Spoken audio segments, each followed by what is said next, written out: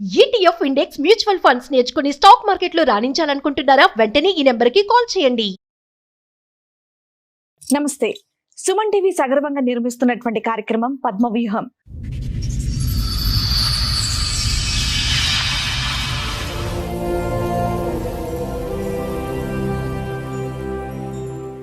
మరి ఈ కార్యక్రమాన్ని సమర్పిస్తున్నారు 6JVR జమలాపురం వారి రత్నాంజలి. మీ అదృష్టాన్ని మార్చుకోవడం ఇప్పుడు కల కాదు, 6JVR తో సాధ్యం. నేను బీటెక్ చదువుకున్నాను, సాఫ్ట్వేర్ ఇంజనీర్ గా జాబ్ చేస్తాను. హస్బెండ్ కూడా సాఫ్ట్వేర్ ఇంజనీర్. Arrange marriage. మా పక్క విలేజ్, తనది కూడా అరేంజ్ మ్యారేజ్. సో మ్యారేజ్ అయిపోయిన 1 month వరకు పర్వాలేదు. 1 month తర్వాత యాంగర్ మేనేజ్మెంట్ ఇష్యూస్ బాగా ఉండే. ఎప్పుడైనా 5 minutes అట్లా లేట్ వెళ్ళినా ఏదైనా రోడ్ మధ్యలోనే వదిలేసి వెళ్ళిపోయేవాడు. మా మదర్ ఇంటి నుంచి వస్తుంటే చేంజ్ కావాలంటే మనీ ఇస్తే దాంతోనే ఇంటికి వెళ్ళిపోయాను ఇంకా నేను. సో అప్పటి నుంచి స్టార్ట్. ఏమైనా తీసుకురమ్మన్నా ఏదైనా చెప్పినా కూడా నైట్ అంతా ఎమోషనల్ హెరాస్మెంట్ మొత్తము.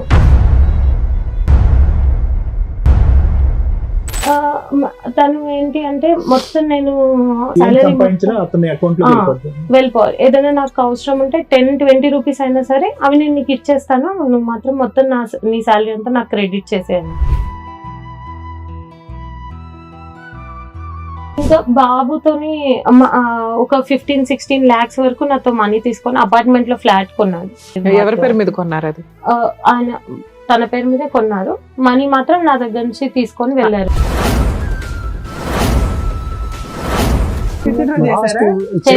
అయితే ఏమైందంటే ఇది జరుగుతుండగానే చిన్న అమ్మాయికి మెసేజ్ పెట్టిండు, నేను పెళ్లి చేసుకుంటాను. 50 మంది పెద్ద మనుషులు పిలిచారు, వాళ్ళే తీసుకుపోయి మాట్లాడేది. అలా ఒప్పందం ఏంటంటే నువ్వు కేసు తీసేయాలి అంటే నేను 6 నెలలు చూసినాక తీసేస్తుంది అని అమ్మాయి అన్నది. ఆ 10 రోజులు కానీ ఎప్పుడైతే అట్లా కాదు, నేను చెప్పింది గిది, నువ్వు అట్లా దిగమంటావు అంటే అప్పుడు విశ్వరూపం చూపించింది. కొట్టేసి బాబు నూపేసి దెబ్బతలిగింది. బాబుని చూస్తే భయం వేస్తుంది మేడం. ఆ రోజు 2 సంవత్సరాల తర్వాత వస్తే మా డాడీ మా పరశురామ్ వచ్చిండు అని చుట్టుపక్కల అందరికి చెప్పింది మేడం. డాడీ అంటాడు, పేరు పెట్టి పిలిస్తే బాగా అనిపిస్తుంది మేడం బాబు.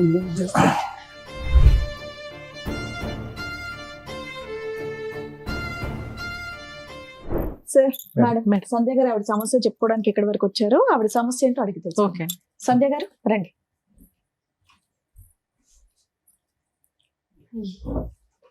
హలో అండి. నేను బీటెక్ చదువుకున్నాను. ఓకే. సాఫ్ట్వేర్ ఇంజనీర్ గా జాబ్ చేస్తాను. ఓకే. హస్బెండ్ కూడా software engineer. Okay. Arrange marriage. మా పక్కన విలేజ్. సో ఎక్కడండి మీరు? ఎక్కడి నుంచి వస్తున్నారు? వరంగల్. వరంగల్ నుంచి వస్తున్నారు. మా పక్క విలేజ్, తనది కూడా అరేంజ్ మ్యారేజ్. సో పెళ్ళైన 1 month వరకు ఫైన్, పర్వాలేదు, బాగానే ఉన్నారు. ఎంత కాలం అవుతుంది? 6 years. 6 years అవుతుంది. ఓకే. 5 years బాబు. ఓకే. మీ ఏజ్ ఎంత అప్పుడు? 30. 24 కి మ్యారేజ్ అయింది. 24. అతను బీటెక్ ఏనా? తను కూడా బీటెక్. ఇద్దరు హైదరాబాద్ లో వర్క్ చేశారు. ఇద్దరం హైదరాబాద్ లోనే వర్క్ చేస్తాం. చెప్పండి. Love marriage arrange marriage. So తను మా పక్క విలేజ్. మ్యారేజ్ అయిపోయిన 1 month వరకు పర్వాలేదు. 1 month తర్వాత యాంగర్ మేనేజ్మెంట్ ఇష్యూస్ బాగా ఉండే. ఎప్పుడైనా 5 minutes అట్లా లేట్ వెళ్ళినా ఏదైనా రోడ్ మధ్యలోనే వదిలేసి వెళ్ళిపోయేవాడు.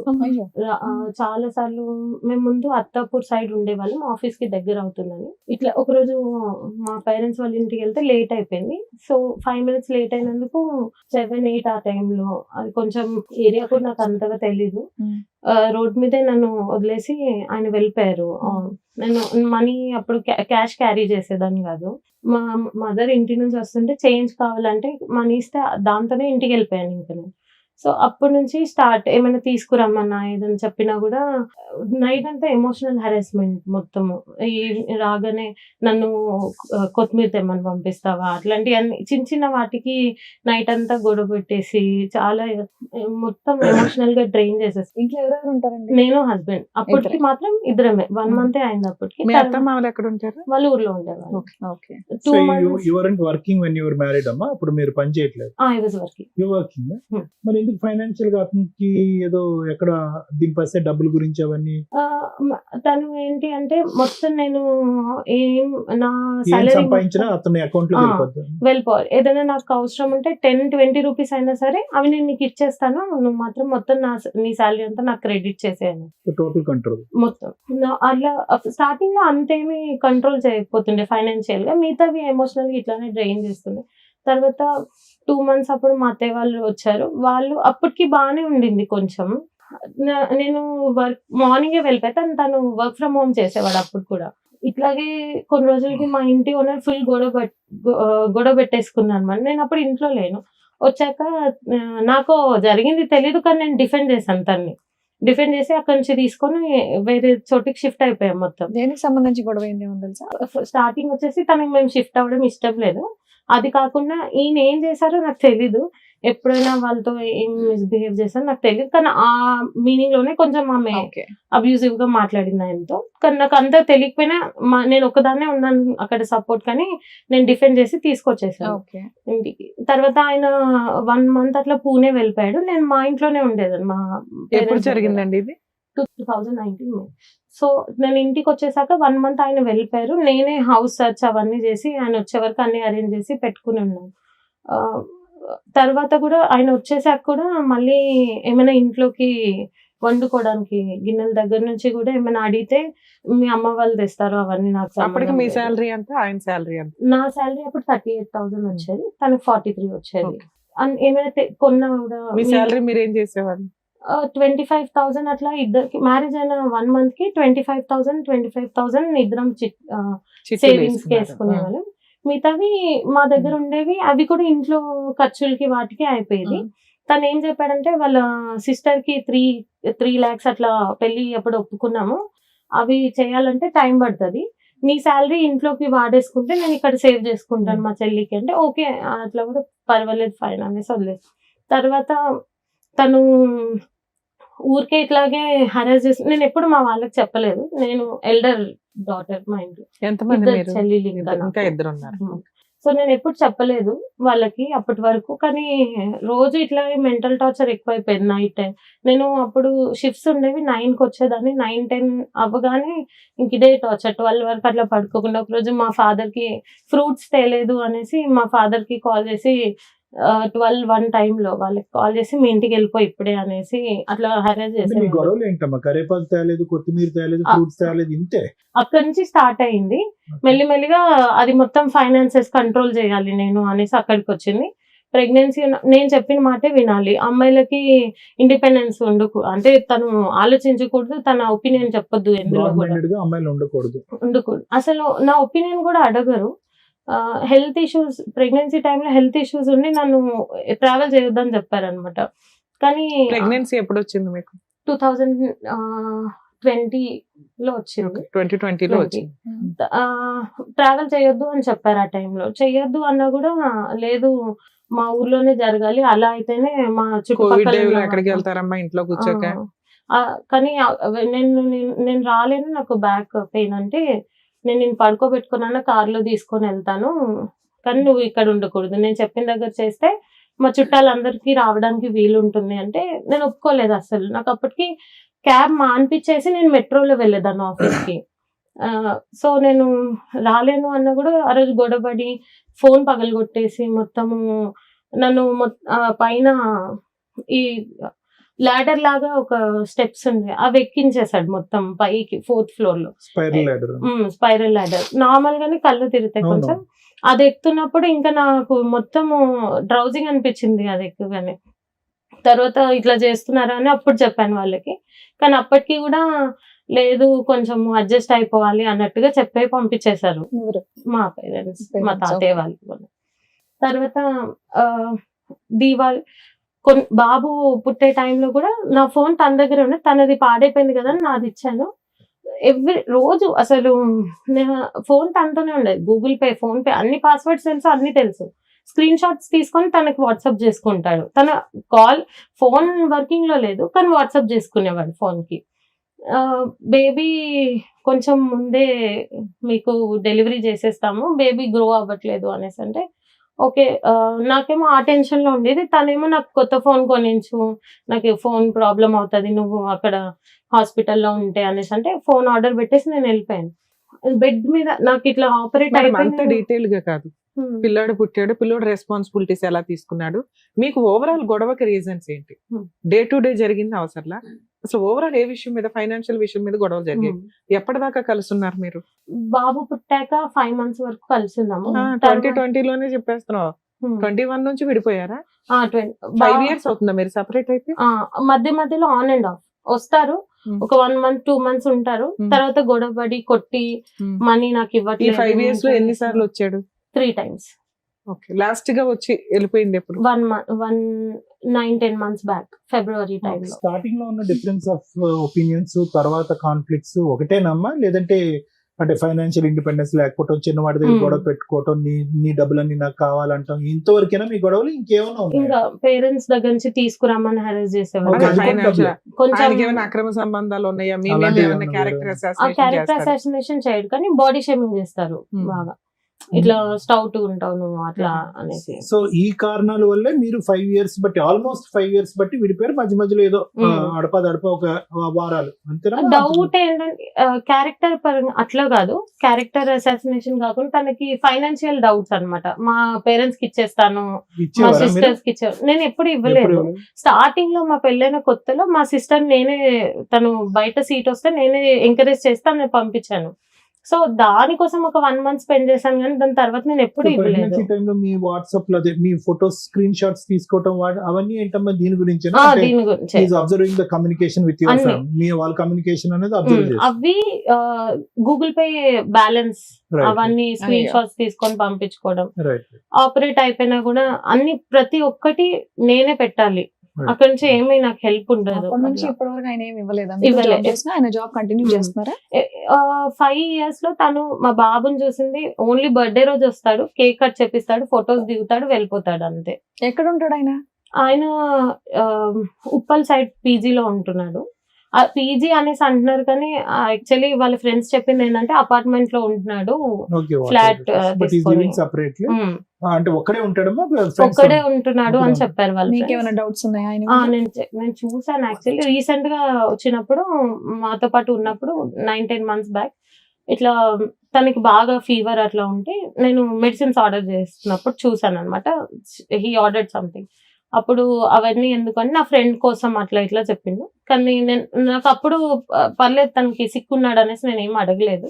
తర్వాత నాకు ఎప్పుడు డౌట్ వచ్చింది, తను కావాలని గొడవ పెట్టుకొని వెళ్ళిపోయాడు మా దగ్గర నుంచి. మళ్ళీ వెళ్ళిపోయిన తర్వాత వాళ్ళ ఫ్రెండ్ కి కాల్ చేస్తే బ్లాక్, ఎవ్వరు కాల్ లిఫ్ట్ చేయరు వాళ్ళ మీ డౌట్ ఫ్రెండ్స్. ఏంటి?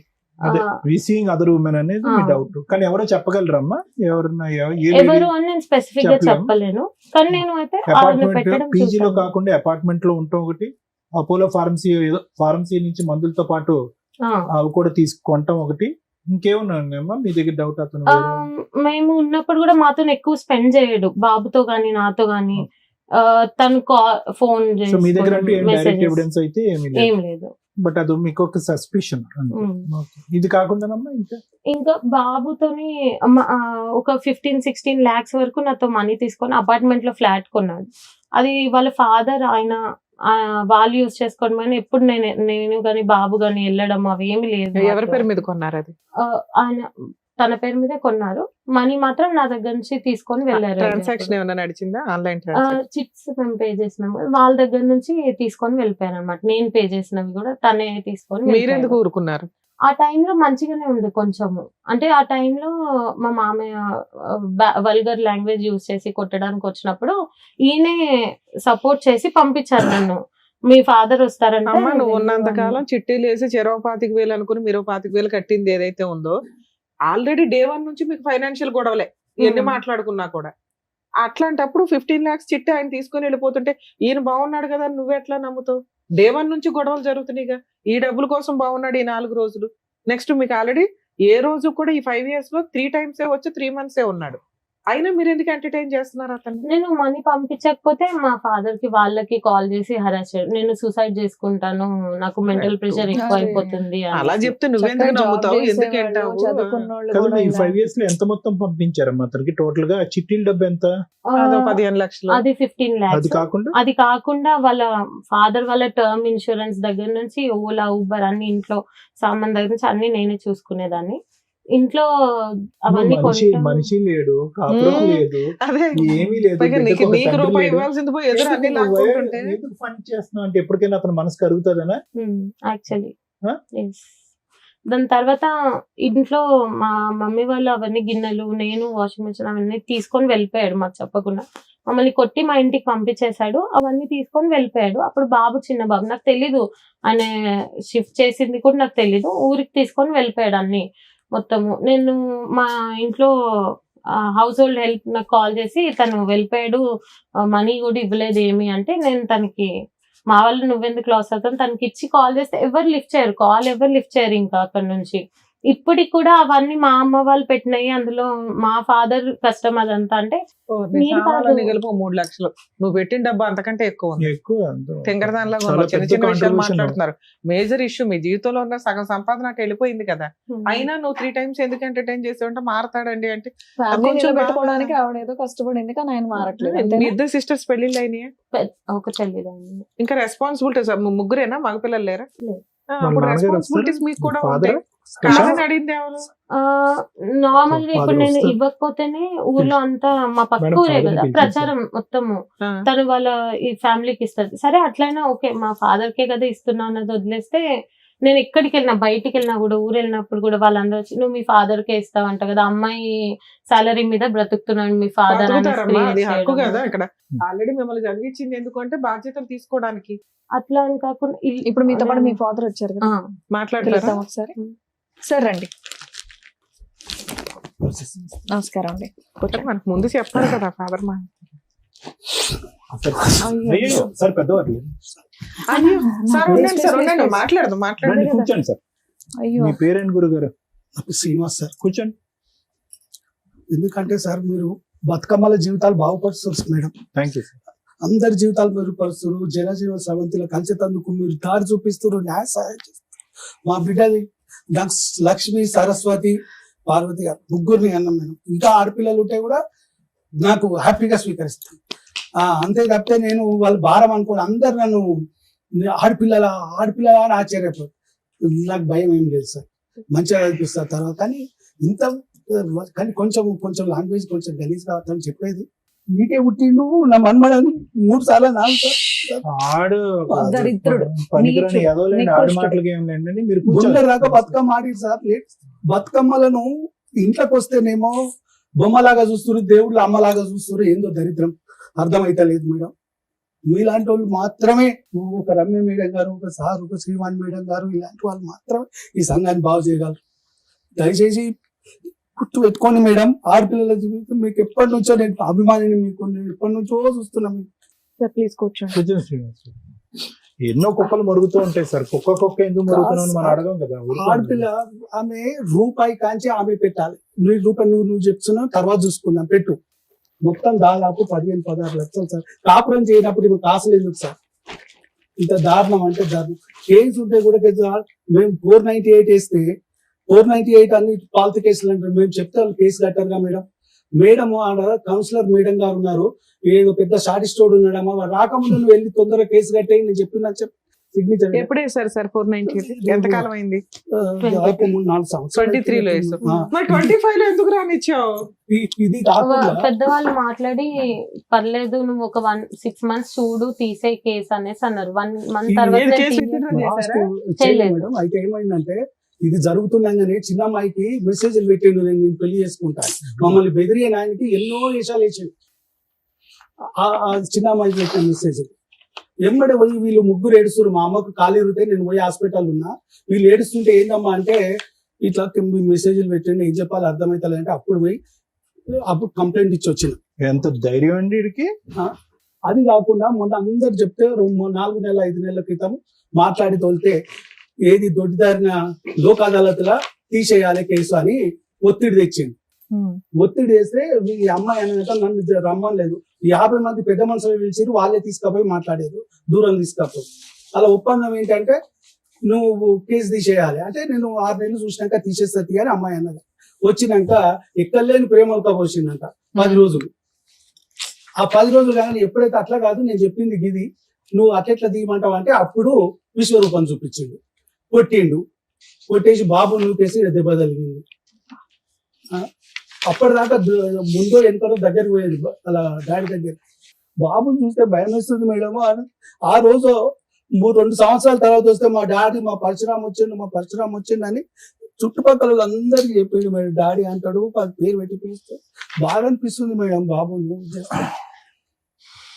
అందు గురించి అనే బాబు ఉన్నాడు కదా, కలిసి ఉండాలి. తర్వాత ఇంకో 2 ఉన్నారు. ఇది చదవచ్చా సార్? వీడు మీ రెండో అమ్మాయికి పెట్టిన మెసేజ్ చదవచ్చా ఇక్కడ? చదవండి సార్ దయచేసి.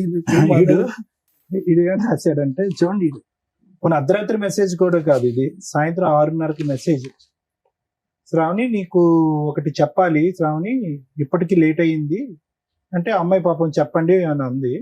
I wanted to propose you in a best moment if I could have seen you before marriage. అంటే పెళ్లికి ముందు నువ్వు కనిపించుంటే నేను నీకే ప్రపోజ్ చేసి ఉండేవాడు.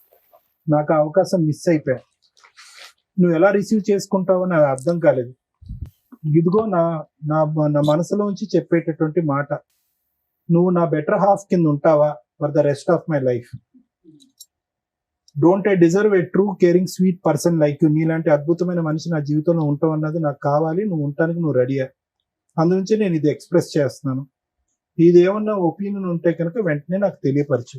ఏందమ్మా ఇడు దమ్ము, ఇడు ధైర్యం, ఇడు. తర్వాత ఈ అమ్మాయి ఎంత తెలివిగా పెట్టిందంటే message, you know I talk respectfully to people. అప్పటికి గౌరవించే మాట్లాడుతుంది, ఇంటెన్షనలీ ఆర్ అన్ఇంటెన్షనలీ, తెలిసి తెలియకుండానే. మా నాన్నగారు నన్ను పెంచినటువంటి విధానం బట్టి ఈ మాత్రం మర్యాద అన్న ఇచ్చి నేను నీతో మాట్లాడుతున్నాను అని చెప్పి అక్కడితో అమ్మాయి మెసేజ్ కట్ చేసింది. అయినా కానీ వాడు పెడుతూనే పోయాడు సార్. అవును సార్, పెడుతూనే పోయాడు. ఎందుకు ఇది ఒకటి 2 పగలగొట్టకుండాని నడ్డి ఎరగొట్టకుండా ఎందుకు ఊరుకున్నారు? అమ్మాయికి మ్యారేజ్ అయింది కదండి, లాస్ట్ వన్ మేడం. ఈ అమ్మాయి లాస్ట్ మేడం, సెకండ్ వన్ కి అయిపోయింది. అయితే ఈ మధ్య ఎప్పుడైనా మాట్లాడుతుంటే ఏం జరుగుతుందో పోతుంటే ఎంత దూరం అయినా పోదాం నాన్న, ఎంత అయినా ఖర్చు పెడతా అంటాడు. మొన్నటి ఒకసారి పెద్ద మనుషులు మాట్లాడితే లేదు, అప్పుడు కూడా ఇంకా కరోనా టైంలో ఇంకా 20 రోజులు ఇది ఉంటాము, మా ఊరికి తీసుకుపోయింది మేడం. ఇవి ఉంటే నష్టమేముంది అయ్యా, పంపి ఆంచి హైదరాబాద్కి వస్తారు కానీ అక్కడ హైదరాబాద్ లో బతికేటోళ్ళని ఊరు ఉందామని తీసుకుపోయింది. ఒక 20 రోజులు ఏముంటే వచ్చేద్దామని తీసుకుపోయి అక్కడ హరాస్మెంట్, నువ్వు ఫోన్ మాట్లాడు, ఒక ఉగ్రవాది కంటే ఎక్కువ నిఘా. ఎక్కడ మాట్లాడినావు, ఏం మాట్లాడినావు, ఎందుకు మాట్లాడినావు? మీ అమ్మాయి ఇందులో ఏ ఒక్క పాయింట్ అన్న చెప్పిందా ఎంతసేపు కూర్చొని? రేపొద్దుట కోర్టులో ఎట్లా చెప్తుంది? అది మీరు ప్రతి పాయింట్ పర్ఫెక్ట్ గా రీచ్ అయ్యేలాగా చెప్తున్నారు. మేము ఎందా నుంచి మొత్తుకునేది ఇది ఒకటేనా అంటుంటే ఒక్క ఫైనాన్షియల్ ఇష్యూ తప్ప అంత చదువుకొని అంత ఏటీఎం కార్డు లాగా మొత్తం ఇచ్చిపడేసి ఏమి క్రూయాలిటీ, ఏం బాధపడిందని చెప్పండి. సిస్టర్ మీద ఒక అబ్యూజ్ ఒక రకంగా, అది ఒక డబ్బు ఏం తీసుకోను అని ఆ కండిషన్ మీద పంపిస్తాను. డబ్బు అడగ, అవసరం ఉంటే ఏదన్నా డెవలప్ చేస్తే తీసుకోండి, ఒకరు వాడుకోండి, అంతే తప్పితే ఇదంటే సరే అట్లా అని పెద్ద మనుషులు కూడా ఇట్లా ఎట్లా చేస్తారు అంటే మేడం వాళ్ళకి తోచింది చేస్తారు. వాళ్ళు మీ తరపున పెద్ద మనుషులు ఎంతమంది, వాళ్ళ తరపున పెద్ద మనుషులు ఎంతమంది? పోయినప్పుడు 4-5 మాకు పెద్ద మనుషులు లేరు, మా వాళ్ళేమో కావాల్సిన పొద్దుగా ఏమంటారు పెద్ద మనుషులు?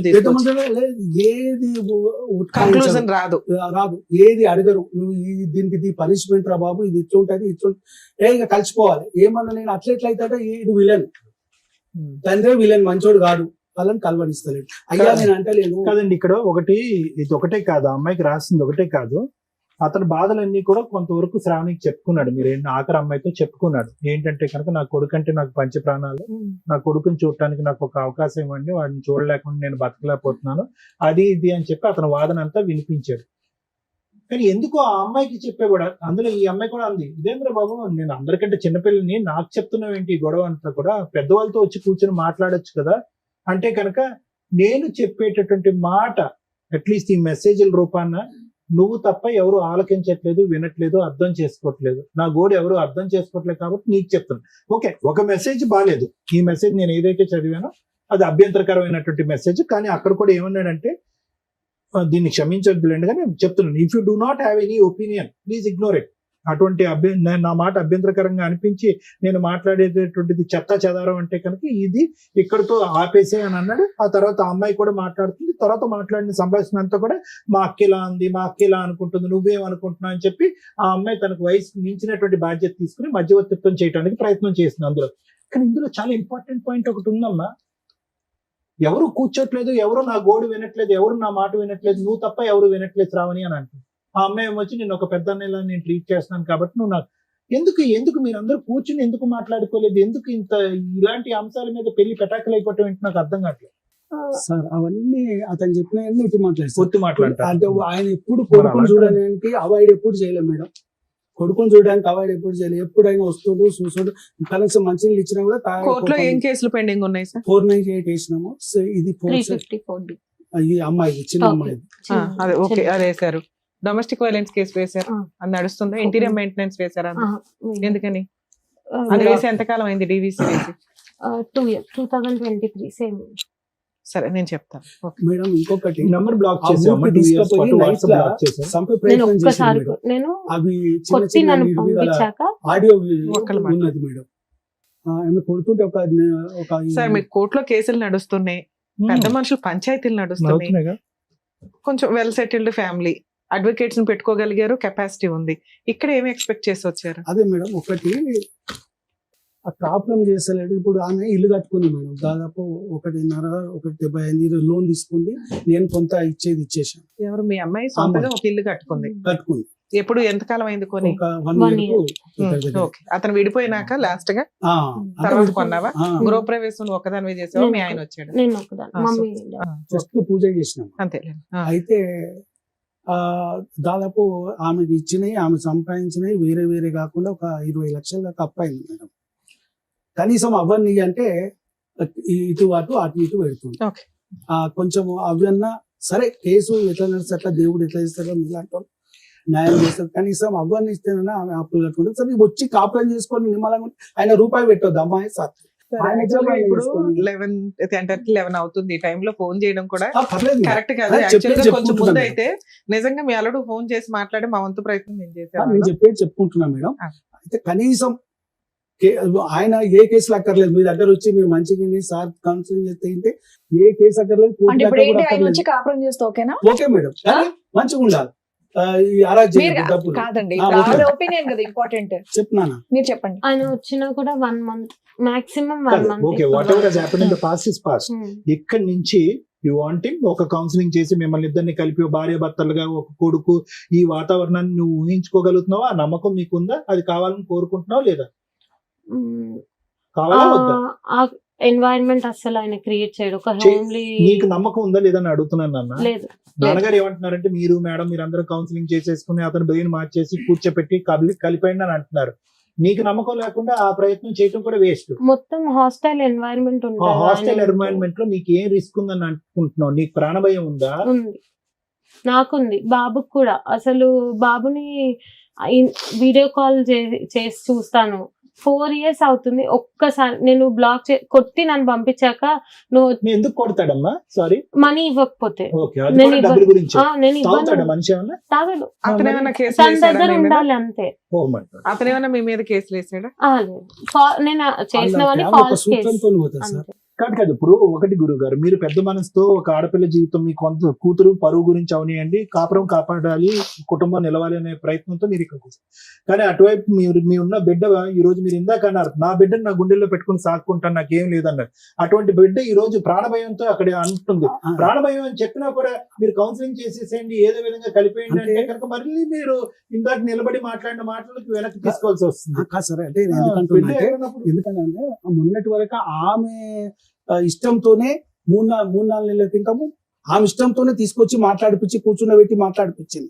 అప్పటిదాకా ఆమె దగ్గర వ్యతిరేక భావం లేకుండా ఇప్పుడు వస్తుంది. ఈ 1 month నాకు అయినంత వరకు నేను ట్రై చేశాను చాలా బాబు కోసము. బాబు ఎప్పుడు స్పీకింగ్ నీ పేరెంట్ శృతి. హానెస్ట్లీ స్పీకింగ్ ఒక మాట చెప్పాను, అసలు ఇక్కడ ఏ పద్ధతిలో అయితే ట్రై చేయాలో ఆ పద్ధతులు జరగలేదు. అసలు ఇది విడిపోకూడనటువంటి కాపురం. నిజంగా నా మనసులో మాట నేను చెప్తాను, ఇది there is no okay financial freedom లేదు, కొడతాడు, ఇవన్నీ కూడా ఇంకా ప్రతిదీ ఇలా విడగొట్టుకుని తుంచుకుంటూ పోతాయి. అంటే ఇక్కడ కూడా ఒక మార్గం ఉంది, ఏంటంటే మ్యారిటల్ థెరపీ అంటారు, మ్యారేజ్ కౌన్సిలింగ్ అంటారు. బ్యూటిఫుల్ ప్రోగ్రామ్ అది. I asked him. ఎంత బ్యూటిఫుల్ ప్రోగ్రామ్ అంటే అది. అందులో యాంగర్ మేనేజ్మెంట్ జరిగిపోతుంది, overlapping of intersection, both personalities intercheck చేస్తాము, ఏమైనా అలవాట్లు ఉంటే మాన్పిస్తాము, ఆలోచన శైలి పెంపొందిస్తాం. ఒక బ్యూటిఫుల్ ప్రోగ్రామ్. అది చేయకుండా అంటే ఈ రోజు గట్టిగా కూర్చుని మాట్లాడుకుంటే 6 సంవత్సరాల పాటు మీ పెళ్లి అయ్యింది. నేను మాట్లాడేస్తున్నాను, నేను కొద్దిగా 2 నిమిషాలు వినండి సార్. 6 సంవత్సరాల పాటు మీరు మ్యారేజ్ అయ్యింది. 6 సంవత్సరాల పాటులో గట్టిగా మాట్లాడుకుంటే ఒక్క బలమైన కారణం చెప్పండి డాక్టర్ గారు అంటే కనుక ఆర్థిక లావాదేవీ తప్ప ఏమీ లేదు ఇక్కడ. నాకు డబ్బులు కావాలి, నా డబ్బులు నా అకౌంట్ లో ఉండాలి, నేను కంట్రోల్ చేయాలి అనేటువంటిది. ఇది ముమ్మాటికి నేరమే. అది వాళ్ళు వంశపారంపర్యంగా వస్తుందా, వాళ్ళ ఇంట్లో ఆ కుటుంబంలో ఆనవాయితీయా, ఒక ఆడపిల్లను ఒక ఒంటరిగా ఎదగనివరా, పెద్దగా ఆలోచించనివరా, ఆర్థిక స్వేచ్ఛనివరా, తన కాళ్ళ మీద నిలబడినవరా అనేది ఆ అబ్బాయి ఆలోచన ఎందుకు అలా వచ్చింది అనేది నాకు అర్థం కావట్లేదు ఇప్పటికీ కూడా. సరే, ఆ ఆలోచనని కూడా మ్యారేజ్ కౌన్సిలింగ్ ద్వారా మార్చచ్చు. మ్యారిటల్ థెరపీ అంటారు. అది ఎక్కడ జరిగింది? ఇక్కడ ఏం జరగలేదు. అతను ఏమొచ్చి ఇది కావాలి అనేవాడు. అదేదో మిరపకాయలు, పచ్చిమిరపకాయలు, ఆకుకూరలు కాడి నుంచి మొదలుపెట్టి నీ డబ్బులు నాకు కావాలి, నా ఇది కావాలని అన్నా, అలాగే నువ్వు ప్రొవైడ్ చేయడం కూడా కొనసాగింది. ఎక్కడో చోట భిన్నమైనటువంటి ప్రయత్నం చేయాలేమో. ఎందుకు ఆ శ్రావణి ఇప్పుడు మీ చెల్లితో మాట్లాడుకునేటటువంటి సాధక బాధకాలు ఎందుకు మీ అందరితో ఎందుకు మాట్లాడలేదు? ఓకే, మీరు అవకాశం ఇవ్వలేదని అనుకుందాం. సరే, అతను అన్నదే ఇందులో అన్ని పచ్చి అబద్ధాలు అంటున్నాడు. ఓకే, అబద్ధాలే. కానీ అతని మనసులో కూడా ఎక్కడో ఇక్కడ కలవాలి అనే తపన కనిపిస్తుంది. ఇక్కడ కొద్దో గొప్ప బ్లాక్ చేస్తున్నాను అన్న, నువ్వేమొచ్చి బ్లాక్ చేయట్లేదు అన్నాడు. భగవంతుడు తెలియాలి, నువ్వు బ్లాక్ చేసావా, బ్లాక్ చేయలేదా, పిల్లల్ని చూపెట్టలేదా అనేది భగవంతుడు తెలియదు. కానీ నేనేమంటున్నానంటే ఇక్కడ ఈ వేదిక మీద డీల్ చేసేటటువంటి అతిపెద్ద సమస్యల్లో, అతిపెద్దది అక్కర్లేదు, మీడియోకర్ సమస్యలో తాగుడు, తిరుగుడు, వ్యసనం, ఇలాంటివి అంశాలు ప్రధానంగా చూస్తాం. నిన్ను కొట్టడం అనేది వాస్తవమే. కొట్టడం అంటే కనుక అది కూడా నేరమే, అది కూడా తప్పే అని అంటున్నాం. కానీ ఇది ఇంకో మార్గంలో, ఇంకో పద్ధతిలోకి వెళ్ళి కుటుంబ సభ్యుల్ని దూరం పెట్టి ఒక న్యూట్రల్ అట్మాస్ఫియర్ లో తీసుకొచ్చి మాట్లాడుకుంటే కనుక ఇది రిజాల్వ్ అయిపోయింది. ఎందుకు నేను ఈ మాట అంటున్నానంటే, ఈ రోజు క్లియర్ కట్ సార్ 6 సంవత్సరాల పాటు వెయిట్ చేశాను సార్, లేదంటే 5 సంవత్సరాల పాటు వెయిట్ చేశాను, లేదా 4 సంవత్సరాల పాటు వెయిట్ చేశాను, మనిషిని మార్చుకోవాలని ప్రయత్నం చేశాను. కానీ ఈ 3 సంవత్సరాల్లో కేసులు వేస్తూనే ఉన్నాం, మనిషిని కూడా ఎంటర్టైన్ చేస్తూనే ఉన్నాం. ముమ్మాటికి ఇప్పుడు మీ నాన్నగారు అన్నటువంటి మాట 3 నెలల క్రితం ఇదే పాట మా అమ్మాయి పాడలేదండి, అప్పటికైతే మాత్రం భర్తను కావాలి, కాపురం కావాలని కోరుకుంది. మళ్ళీ 3 నెలల తర్వాత మనం మాట్లాడి ఇదే వేదిక మీద మళ్ళీ నిన్ను ఇక్కడ కూర్చోపెట్టి లేదంటే నా క్లినిక్ లో వచ్చుంటే ఒకసారి ట్రై చేద్దాం సార్ అని అంటాం. అంటే నీ మనసు అంత వేవరీగా ఉంది, నీ మనసు ఇప్పటికి కూడా కుదుటుగా లేదు, వేవరీగా ఉంది. ఒక పక్క నుంచి ఏమొచ్చి ఆ జ్ఞాపకాలు బట్టి ఈడేదో సెక్యూరిటీ రీజన్స్ గురించి మాట్లాడేస్తున్నారు. మీరు చాలా పెద్ద పదం అది. ఈరోజు నాకు ప్రాణభయం ఉంది, నా కొడుకు ప్రాణభయం ఉంది. ఇక్కడ ప్రాణభయం కలిగేటటువంటి అంశాలు ఏం జరిగినాయి ఇక్కడ అనేది పెద్ద మాట. అతను ఒక సభ్య సమాజంలో ఉండి ఒక సాఫ్ట్వేర్ జాబ్ చేసుకుంటున్నాడు, ఒక ఆఫీస్ లో ఉన్నాడు. తాగుడు, తిరుగుడు, పిచ్చి వేషాలు అయితే లేవు మనకు తెలిసినంత వరకు. ఏదో ఆర్డర్ పెట్టాడు, అవేవో రకరకాల అంశాలు, ఏమైనా కక్కుతు పడి ఉంటాడు, అది పక్కన పెట్టాడు. ఆ స్థాయి అంశాలు లేకుండా నీ ఇమాజినేషన్ ఏకంగా ప్రాణభయం అనే దాని వరకు వెళ్ళిపోతుంది. ఒక 2-3 నెలల తర్వాత అమ్మ చూద్దాం, అమ్మ ఇదమ్మా అదమ్మా అని చెప్తే మళ్ళీ కరిగిపోయి ఇంకో అవకాశం ఇస్తున్నాం, మళ్ళీ ఇంట్లో కూర్చోబెట్టుకుంటున్నాం, మళ్ళీ మీ ఇద్దరు కాపురం కొనసాగిస్తున్నాం. ఫస్ట్ నీకు క్లారిటీ లేదు అంటే కనుక దాని అర్థం ఏంటంటే ఎక్కడో లింక్ మిస్ అయింది, ఎక్కడో చేయవలసినటువంటి ప్రయత్నం మీ ఇద్దరిని ఒక న్యూట్రల్ అట్మాస్ఫియర్ న్యూట్రల్ అట్మాస్ఫియర్ అంటే వాళ్ళు పంచాయతీ లేదు, వీళ్ళు పంచాయతీ లేదు, వాళ్ళు గొడవ లేదు, వీళ్ళు గొడవ లేదు, ఒక న్యూట్రల్ పర్సన్, ఇందులో ఎక్స్పర్ట్ అయినటువంటి వ్యక్తి. ఏంటి నాయన నీ బాధ ఏంటి తల్లి నీ బాధ ఏంటి, ఆ సబ్జెక్ట్ వదిలేసి మిగతా అంశాల్లో మీ ఇద్దరు కలిసి ప్రయాణం చేయడానికి మీరు రెడీగా ఉన్నారా అనేటటువంటి అద్భుతం సృష్టించేటటువంటిది మ్యారేజ్ కౌన్సిలింగ్. ఆ సక్సెస్ ఎంత అవుతుంది, ఫెయిలియర్ ఎంత అవుతుంది అనేటటువంటిది పక్కన పెట్టండి. కానీ అదొకటి మిస్ అయిందని నాకు అనిపిస్తుంది. అయితే ఈ రోజు కూడా నువ్వు ఆఫర్ ఇచ్చావమ్మా, మ్యారేజ్ కౌన్సిలింగ్ ఆఫర్ ఇస్తే అతను నో చెప్పాడా? పెద్దవాళ్ళు ఇచ్చారా? వాళ్ళు ఇవ్వలేదు, నేనే మెసేజ్ పెట్టాను నేను నార్మల్ గా. అట్లా కాదు, సార్ట్ చేసుకుందాం, మనమే వెళ్దాం అనేసి చెప్తే ముందు మాట్లాడక ముందే చెప్పాను అది ఫస్ట్. అది చెప్పిన తర్వాతే నేను రాను ఎక్కడికి, అవసరం లేదు, వదిలేసే అనేసి మాట్లాడారు. తర్వాత నేను ఇల్లు తీసుకున్నాక బాబు ఇల్లు అయిపోయింది, బాబు కూడా ఒక్కడున్నాడని అప్పుడు నేను వాళ్ళని అప్రోచ్ అయ్యి ఇట్లానే వదిలేస్తే ఇట్లాగే అయిపోతుంది, మీరు వచ్చి మాట్లాడండి, అని వాళ్ళకి చెప్పాను, వాళ్ళ పెద్ద వాళ్ళకి, మా వాళ్ళని కూడా తీసుకొని వెళ్ళాను, Okay. మాట్లాడించాను. ఇంటికి వచ్చాడు. దాని తర్వాత 1 month నుంచి ఇదే ఫస్ట్ కేసు తీసుకోమంటే లోక్ అదాలత్ లో అది నేను కనుక్కున్నాను. వాళ్ళు చెప్పారు లోక్ అదాలత్ లో తీసుకుంటే మళ్ళీ నీకు వేయడానికి ఉండదు, మళ్ళీ ఆయన సేమ్ బౌన్స్ బ్యాక్ అయితే నీకు ఏమి ఇది ఉండదంటే, సరే నేను ఇప్పటికైతే నేను చెప్పాను. అప్పటికి నేను వాళ్ళ ముందు కూడా చెప్పాను, నేను అన్ని తెలుసుకున్నాను, నాకు అంతా తెలీదు, తెలుసుకున్నాక అప్పుడు తీసేస్తాను అనేసి మాట్లాడాను. సేమ్ అదే మాట చెప్తే కరెక్ట్ గా 7 days మాతో మంచిగా ఉన్నాడు. దాని తర్వాత మళ్ళీ సిమిలర్ మళ్ళీ అదే ప్యాటర్న్ చూపెట్టారు. మళ్ళీ అదే. నేను చెప్పేది ఏంటంటేనమ్మా, ఎక్కడో చోట ఇంత ప్రయాణం జరిగిన తర్వాత మీరు కలిసి ప్రయాణం చేసినటువంటిది ఆవగింజ అంత దూరం అయ్యింది ఇంత, ఓకే. బట్ స్టిల్ అంత గ్యాప్ వచ్చినా కూడా నువ్వు అతన్ని మధ్య మధ్యలో ఎంటర్టైన్ చేస్తున్నావు అంటే ఎక్కడో అతనిలో ఉండేటటువంటి ఒక గుడ్ క్వాలిటీని కనిపించుంటది. డెఫినెట్లీ ఏదో గుడ్ క్వాలిటీ కనిపించుంటది. ఈ ఫైనాన్షియల్ అనేటటువంటి ఆస్పెక్ట్ భార్యాభర్తలు కలిసి ప్రయాణం చేసేటటువంటి రకరకాల ఇష్యూస్ లో financial aspect is 1/5 of the thing. మిగతాది శారీరక కలయిక ఉంటుంది, ఇమోషనల్ కలయిక ఉంటుంది, పిల్లల యొక్క బాధ్యత ఉంటుంది, ఉద్యోగ రకరకాలు ఉంటాయి. మిగతా ఏరియాస్ లో అతనికి మార్కులు ఉన్నాయిగా, ఓకే. ఈ ఏరియాలో అయితే లేదు. మిగతా ఏరియాస్ లో కొంతైనా మార్కులు ఇవ్వటం వల్లే కదా నువ్వు 3 సార్లు ఎంటర్టైన్ చేసావు కేసులు పెట్టిన తర్వాత కూడా. So what I'm saying is, అటువంటి అంశాన్ని తట్టి లేపేటటువంటి కార్యక్రమం మ్యారేజ్ కౌన్సిలింగ్. నేనేమంటున్నానంటే, యూజువల్ గా మ్యారేజ్ కౌన్సిల్ భార్య భర్తకి, భర్త భార్యకి ప్రపోజ్ చేయకూడదు, వర్కౌట్ అవ్వదు. నేను పిచ్చోడు అని చెప్పా డాక్టర్ దగ్గర తీసుకెళ్తున్నాను అని కూడా అంటారు. అదేంటి మనలో రిజాల్వ్ చేసుకునేది మూడో మనిషి ఎందుకు? నా భార్యగా నేను చెప్తున్నాను కాబట్టి నువ్వు వినాలి, వాడెవడో కూర్చొని మన ఇద్దరి మధ్యన పంచాయతీ ఏంటి, ఈ లెక్క వెళ్ళిపోతుంది. మ్యారేజ్ కౌన్సిలింగ్ అనేది ఎక్కడ ప్రపోజ్ చేయాలంటే తెలియనటువంటి ప్రేక్షకులకి పెద్దలు కూర్చుంటారు చూడండి పంచాయతీ. ఏమయ్యా, మీ అమ్మాయిని నువ్వు సపోర్ట్ చేస్తున్నావు, నా అబ్బాయిని నేను సపోర్ట్ చేస్తున్నావు, ఇది ఎక్కడ లెక్క తేరదు. ఒక కాగితం మీద 4 ముక్కలు రాసుకుంటాం, అది 3 రోజులు ముచ్చటే అవుతుంది, తర్వాత చించి పడేస్తారు, వర్కౌట్ అవ్వదు. కాబట్టి మేము వెనక్కి తప్పుకుంటాం, మీరు వెనక్కి తప్పుకుందాం, పిల్లలిద్దరిని కూడా మన మ్యారేజ్ కౌన్సిలింగ్ డిసైడ్ చేద్దాం. మీకు నచ్చినటువంటి వ్యక్తి అయినా సరే, మాకు నచ్చినటువంటి వ్యక్తి అయినా సరే, అతన్ని డిసైడ్ చేసుకుని అతని దగ్గరికి వెళ్దాం అని చెప్పుకునేటటువంటిది వర్కౌట్ అవుతుంది. సో ఇప్పటికీ కూడా నా ఉద్దేశం చెప్తున్నాను, మనస్ఫూర్తిగా నేను చెప్తున్నాను, కొంతవరకు చెడ్డోడే, కానీ దూరం పెట్టుకుని తెగదెంపులు చేసుకుని, అంటే కోర్టు కేసులు లావాదేవీలు ఎంతవరకు అయితే నాకు తెలియదమ్మా, అది లాయర్ మేడం చెప్తారు. ఈ కేసు అయితే మాత్రం ఖచ్చితంగా ఒక మీడియేషన్, ఒక నెగోషియేషన్ ద్వారా రెక్టిఫై చేయగలిగేటటువంటి కేసు, ప్రొఫెషనల్ మీడియేషన్.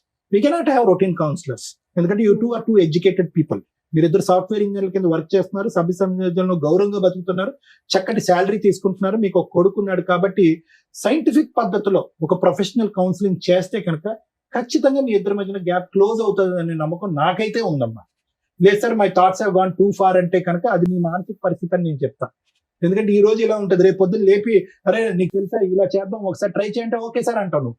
అలా ఉంది నీ పొజిషన్. కాబట్టి నేనేమంటున్నానంటే ఫైనల్ గా ఏదైతే ఇప్పుడు నువ్వు అనుకున్నటువంటి భయం, భ్రాంతులు, అమ్మో టెన్షన్లు ఇవన్నీ ఒకసారి పక్కన పెట్టి ఒక ఆఖరి ప్రయత్నంగా అది ట్రై చేద్దాం. వర్కౌట్ అవుతే వెల్ అండ్ గుడ్, వర్కౌట్ అవ్వలేదు అనుకో ఆల్రెడీ నువ్వు తీసుకున్న నిర్ణయం కొద్దిగా పోస్ట్పోన్మెంట్ అవుతుంది అని. సో ఒక 6 నెలల పాటు ఎవరైనా మంచి కౌన్సిలర్ అమ్మ, ఎవరైనా మంచి మీడియేటర్, మంచి కౌన్సిలర్, ఇలాంటి అంశాలు బాగా తెలిసినటువంటి వ్యక్తి దగ్గర ఒక్కసారి వెళ్ళి ట్రై చేయండి. ఆ ప్రపోజల్ కూడా ఎవరు తీసుకొస్తారంటే నువ్వు తీసుకురావద్దు, పెద్దవాళ్ళు ఎవరైనా తీసుకొస్తే కనుక ఈ గ్యాప్ క్లోజ్ అవుతుంది అనేది నా నమ్మకం. Thank you sir. Thank you madam. ఈరోజు సమాజంలో ఏ పేరెంట్స్ చూసినా ఒకళ్ళు, ఇద్దరు, ముగ్గురు ఆడపిల్లలే ఉంటారు. ఆడపిల్లలు ఉన్న పేరెంట్సే అదృష్టవంతులు అనే సమాజంలో ప్రెసెంట్ మనం. ఆయన ఆ మాటకు 3 ఆడపిల్లలకు ఒక అద్భుతమైన నిర్వచనం చెప్పాడు. లక్ష్మీ, పార్వతి, సరస్వతులు నాకు పుట్టారమ్మా అని. ఎంత హ్యాపీ అనిపించిందంటే, కానీ అలాంటి ఫాదర్కి పడే మాటలు ఏంటంటే ఆ పిల్లల్ని పర్ఫెక్ట్గా చదివిస్తారు, వాళ్ళు జాబులు చేస్తూ లక్షలు సంపాదిస్తూ ఉంటారు. ఒకవేళ వాళ్ళ కాపురాలు నాశనం అయితే డబ్బు కోసం పిల్లల కాపురాలు నాశనం చేసి ఆడపిల్లలు ఇంట్లో పెట్టుకున్నారు. ఇది చాలా కేసుల్లో మనం వింటూ ఉంటాం. పేరెంట్స్ ఓవర్ ఇన్వాల్వ్మెంట్ వల్ల కాపురాలు నాశనం అయిపోయే స్టేజ్ నుంచి ఫైనాన్షియల్ గా ఒక అమ్మాయికి ఫైనాన్షియల్ ఫ్రీడమ్ ఉంటే కాపురాలు నాశనం చేసుకుంటారు అనే స్టేజ్ లో ఈ 2 మిక్స్ అయిపోయిన కేసు ఇది. ఒక రకంగా నిజంగా తండ్రి కూతురు కాపురం నాశనం చేశాడా, నిజంగా ఒక స్త్రీ ఫైనాన్షియల్ ఫ్రీడమ్ వల్ల, వ్యక్తిగత స్వేచ్ఛ ఎక్కువగా ఉండడం వల్ల కాపురం నాశనం చేసుకుందా, లేదా భర్త మంచోడు కాదా అనే పాయింట్స్ ఈ కేసులో మాట్లాడుకుంటే తన కాపురం చెయ్యాలా వద్దా అనేది మాట్లాడొచ్చు. ఎప్పుడైనా కాపురం చెయ్యాలి అంటే అది లీగాలిటీ ఎంటర్ అవ్వక ముందే జరగాలి. వన్స్ లీగాలిటీ ఎంటర్ అయిపోయినాక ఆ నిలబడే కాపురాలు చాలా రేర్ ఈ రోజున మాట్లాడితే. 498 2023లో ఫైల్ చేసేసి ఆ తర్వాత జరిగిన మర్డర్ కేసులు, అటెంప్ట్, సెక్సువల్ అబ్యూజ్లు జరిగిన కేసులు రేపటి రోజున ఒక మచ్చ సరస్వతి మీద వేసేశారు. ఆ పిల్లకి ఇంకా పెళ్లి కావాలి. వీళ్ళు చేసిన పని ఆ పిల్ల జీవితకాలం ఆ FIR తోటి ఆయన చేసిన పనికి మాలిన మెసేజ్కి దాన్ని పాపులర్ చేసుకోవడం వల్ల ఆ పిల్ల మీద మచ్చ పడుతుంది. రేపొద్దుట ఎవరన్నా పెళ్లి చేసుకుంటే ఈ తొక్కుల కేసు కనిపిస్తుంది. మీకు అర్థం అయ్యిందా? ఆ మెసేజ్ని మీరు ఇలా పెట్టుకొని డెసిషన్ తీసుకోవాల్సింది పోయి లీగల్ గా మనకేదో అద్భుతాలు జరుగుతాయని ఒక తప్పు చేయని పిల్ల క్యారెక్టర్ని, ఎందుకంటే సమాజంలో ముందు ఆడపిల్లనే అంటారు, ఆవిడ తప్పు చేసిందా తప్పు చేయలేదా ఈ పక్కన పెట్టండి. అతను లీగల్ సపోర్ట్ కోసం అయి ఉండొచ్చు. కర్మ ఏంటంటే ఈ కేసులో అతను ఎవరో మాకు తెలియపోయినా మాకున్న సీనియారిటీ మీద అతను కరెక్టే, ఈవిడ కరెక్టే. అర్థమవుతుందా? మరి ఈ కాపురం నిలబడదా అనే పాయింట్స్ మనం మాట్లాడదాం. అతను కరెక్ట్. ఏ రకంగా కరెక్ట్? పిల్లాడిని తాపత్రయపడిపోతున్నట్టు, నాకు అసలు వీళ్ళు ఛాన్సే ఇవ్వట్లేదు, సో ఫైనాన్షియల్ గా మేమిద్దరం ఒకటే కాబట్టి నేనే లీడరు, ఎందుకంటే మా ఆవిడ సంపాదన అంతా వాళ్ళ నాన్న తినేస్తున్నాడు, వాళ్ళ అమ్మ నాన్న తినేస్తున్నారని. అమ్మాయి జాబ్ చేస్తుంటే మ్యారేజ్ టైంలోనే ముందుగా మాట్లాడుకోండి మీ అమ్మాయి శాలరీ ఏం చేస్తారు అని. ఆ టాపిక్ కే రాలేదు మేడం, మేము మాట్లాడలేదంటే కాపురాలు నాశనం అయిపోతాయి. 50,000 సాఫ్ట్వేర్ లేకపోతే ఏదైనా ప్రొఫెషన్ లోనో ఉంటే అమ్మ మా అమ్మాయికి శాలరీ ఇదిగోండి, పెళ్లికి ఎంత అప్పు అవుతుంది, మాకింత రెస్పాన్సిబిలిటీ. కూతుర్లు ఇళ్లే, బాధ్యతలు ఇళ్లే తీసుకోవాలి కదా. 5 ఏళ్ళు తీసుకుంటారా, 10 ఏళ్ళు తీసుకుంటారా, జీవిత కాలంలో వీళ్ళ శాలరీలోంచి పేరెంట్స్ కి ఎంత ఇస్తారు? కన్ను ఏంటంటే ఆడపిల్లల దగ్గర బతకడానికి కూడా తల్లిదండ్రులు అసహ్యంగానో లేకపోతే సమాజం ఏమనుకుంటుందో అనే భయంతో బతుకుతారు. అప్పుడు వాళ్ళని పోషించడానికి ఫైనాన్షియల్ సపోర్ట్ చేయాలి. వాళ్ళ దగ్గర ఆస్తులు ఉంటే ఓకే, లేదా ముగ్గురు ఆడపిల్లలు షేర్ చేసుకొని ఫైనాన్షియల్ గా మిమ్మల్ని చూడాలి. అది తప్పు పని కాదండి. ఎవరు మిమ్మల్ని వేలుపెట్టి ఏం చూడరు కూడా. మీ దగ్గర ఉన్నా అలా ఇవ్వడం వాళ్ళకి ఆనందం ఒక రకంగా. అది ముందుగా మాట్లాడుకోండి. ఎందుకంటే హస్బెండ్ వాళ్ళ కట్నాలు తీసుకునేటప్పుడు తక్కువ కట్నం ఏదో అనుకొని అబ్బా అమ్మాయి ఈ రోజు 50 తర్వాత ₹1,00,000 సంపాదిస్తుంది, నెలకు 1,00,00,000 సంవత్సరానికి 1,00,00,000 వస్తాయి అనుకుంటే కుదరదు. ఇవి ముందే మాట్లాడుకుంటే ఈ ఫైనాన్షియల్ విషయం మీద గొడవ జరగదు. వీళ్ళ ఫస్ట్ టాపిక్, మేడం మా ఇద్దరికి ఇంత శాలరీ, నాకు 35 ఆయనకు 45, 25 ఇద్దరు పర్సనల్ గా దాచు, సూపర్, మిగతాది ఇద్దరం కలిపి మాట్లాడుకున్నాం, ఇల్లు నడిపిస్తామని. ఈ పెచ్చది ఏం చేసిందంటే ఈ పార్టీకి కూడా ఆళ్ళకే వెళ్లేలాగా చిట్టి మొత్తం ఇచ్చింది. ఈ హస్బెండ్ కి మార్కులు ఎక్కడ పడట్లేదు, ఆయన మాట్లాడిన పాయింట్స్ దగ్గరే మాటలు పడట్లా. ఒకటి, భార్యకి ఎంత ఫైనాన్షియల్ ఫ్రీడమ్ ఇవ్వాలో చూసుకోవాలా. తల్లిదండ్రుల కోసం ప్రాపర్టీ కొని భార్య అప్పటిదాకా సంపాదించిన 15 లక్షలు డిపాజిట్ చేసి తీసేసుకున్నాడు చిట్టీల రూపంలో. అంటే ఫైనాన్షియల్ గా అతను గ్రిప్ తీసుకోవాలనే చూసుకుంటున్నాడు డే 1 నుంచి. అలాంటి వ్యక్తితో ఈవిడ ఎక్కువ కాలం బతికిద్దంటే 10 years తర్వాత మళ్ళీ ఇక్కడే కూర్చుంటుంది. ఎందుకంటే ఇప్పుడు సొసైటీ కోసం పిల్లల కోసం అడ్జస్ట్ అయ్యింది అంటే రేపటి రోజున ఈ ఫైనాన్షియల్ క్రష్ ఏదైతే ఉందో తను భరించలేదు. ఎందుకంటే 2 lakhs అవుతుంది, 3 lakhs అవుతుంది. 2 lakhs ఆయనకి ఇవ్వాలంటే ఈవిడ చేసేది ఏంటి? ఇప్పుడు ఆయన చేస్తున్నది ఏంటి? ఇంట్లో ఆవిడ ఎదురుగా ఒక రూమ్మేట్ లాగా అన్ని షేర్ చేసుకుంటున్నప్పుడు తను నేనేం చేయగలను అనేది ఉంటుంది. తనకి రూమ్మేట్ గా ఎంత చేయాలో చేసి మిగతాది వాడుకుంటే తన పర్సనల్ ఫ్రీడమ్ అనేది, ఫైనాన్షియల్ ఫ్రీడమ్ ఉండాలి. అది అక్కడ మిస్ అయింది. 2, ఒక అల్లుడు రేపటి రోజున ఇంట్లో పెద్దల్లుడుగా కూర్చొని బాధ్యత తీసుకోవాలంటే ఆయన తండ్రి పాత్ర తీసుకోవాలి. ఆడపడుచు మరదలకి పెళ్లి చేయాలంటే మరదలు మా ఆవిడ కంటే నువ్వే బాగా అండర్స్టాండ్ చేసుకుంటున్నావు, మా మామగారు మీ నాన్న నా భార్య అసలు నన్ను అండర్స్టాండే చేసుకోవట్లేదని చిన్నపిల్లకి చెప్పడం ఏమిటి? ఆ పిల్ల జీవితకాలంలో బావ దగ్గర నాన్న అని కూర్చోగలదా, బాధ్యత తీసుకోగలదా? అది డ్యామేజ్ అయిపోయింది. ఆయన ఏ ముఖం పెట్టుకొని మీ ఇంట్లో భోంచేస్తాడు మీకు 3వ కూతురు ఉండగా? మిమ్మల్ని కొన్ని మాటలు మేము కేసుల్లో వింటూ ఉంటామంటే దిగజారి మాట్లాడుకుంటారు. 30 ఏళ్ళు 40 ఏళ్ళు ఉన్న కొడుకు తల్లి పక్కన పడుకుంటే అది కొడుక్కి 70 ఏళ్ళు వచ్చినా తల్లి పక్కన పడుకుంటే ఆడు కొడుకే, పసిపిల్లోడే. అలాగే అదే ఆడపిల్లల్ని పడుకోవద్దు తండ్రి దగ్గర అంటాం, ఎందుకంటే సేఫ్, వాళ్ళకి అన్కాన్షియస్ లో ఎలా ఉంటుంది, తాగుళ్ళు ఎలా ఉంటారని. అది సేఫే తప్ప తండ్రికి కూడా ఆ నీచమైన బుద్ధి ఉండదు. ఎక్కడో కర్మకాలి 1-6 దరిద్రులు ఉంటారు తప్ప. కోడళ్ళు మాటలు నోరు జారేటప్పుడు ఇలాంటి నీచమైన మాటలు మాట్లాడతారు. వెళ్ళి మీ అమ్మతో పడుకో అని కేసులు రాస్తారు. వాళ్ళ అమ్మ దగ్గర పడుకుంటాడండి అంటే, పడుకోవడం అంటే మీ దృష్టిలో ఏంటి? మీ జీవితంలో చేసే పెద్ద పాపం. అలాంటి నీచమైన డైలాగ్ ఇక్కడ ఇంకోటి నడిచింది.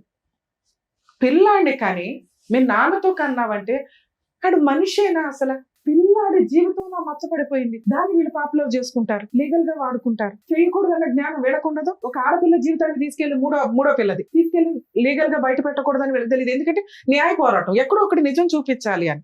ఈ రకంగా ఒక పసి పిల్లోడి మీద మచ్చపడింది చెయ్యని తప్పుకి, ఒక మూడో కూతురు మీద మచ్చపడింది, దానికి అసలు తెలియని కూడా తెలియదు. ఇంత నీచమైన సమాజంలో మనం ఉన్నాం. ఈ రెండిట్లోనే పాతాళంలోకి వెళ్ళిపోయాడు ఆ తండ్రి, ఆ అల్లుడు.